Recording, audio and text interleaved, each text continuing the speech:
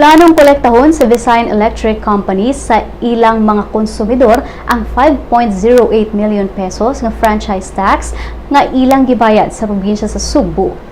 Sa application nga gisumeter sa VECO sa Energy Regulatory Commission kon ERC, gusto nilang makakolekta og kapin 5 million nga franchise tax ngadto sa ilang mga konsumidor isip pass-on charge. Ang maong kantidad kolektahon sulod sa 2 ka tuig o pagsaka sa balayran sa kuryente og 0.0090 pesos per kilowatt hour.